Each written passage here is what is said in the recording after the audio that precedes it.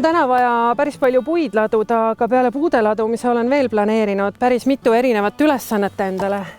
Et varsti algab veebikoosolek koos kolleegidega ja siis tuleb vastata erinevatele e-kirjadele ja samuti on planeeritud veel ühe projektiaruande koostamine. Pärast tuleb valmistada perele õhtusööki ja tube koristada.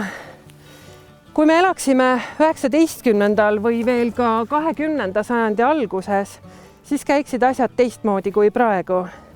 Ei oleks kella, mis dikteeriks, kui palju meil on ühe või teise töö tegemiseks aega ja tegelikult puuduks isegi vajadus oma päeva kella järgi osadeks jagada. Kuni 20.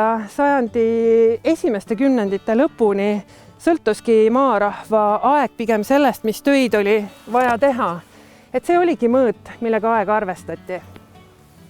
Kas te olete kunagi mõelnud selle peale, milline oleks elu siis, kui kella ei oleks?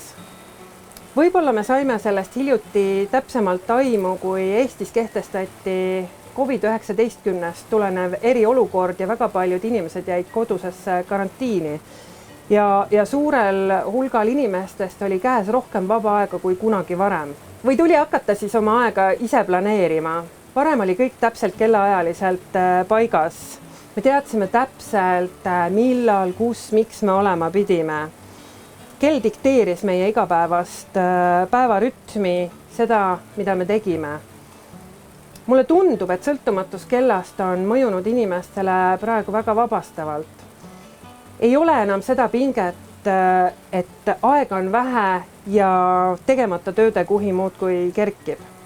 Ja see viibki mind järgmise küsimuseni, kui kiiresti kulgeb aeg. Küllap olete kõik kuulnud ütlust, et minuti pikkus sõltub sellest, kummal pool tualeti ust sa parasjagu seisad. Aja kulgemise tajumine ongi individuaalselt väga erinev ja ei pruugi üldse mitte sõltuda sellest, kuidas aeg ühiskonnas tervikuna kulgeb. Erinevates riikides ongi kasutusel erinevad ajakäsitlused ja aega tajutaksegi erinevalt. Me võime siin omavahel näiteks võrrelda Saksa täpsust Lõuna-Euroopa manjana hoiakuga. Ja endid eestlastena oleme harjunud pidama ikka töökaks ja väga täpseks rahvaks.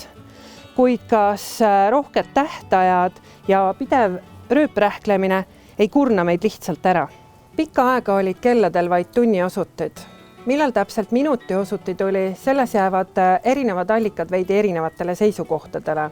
Kindel on aga see, et sekundiosutit tulid veelgi hiljem.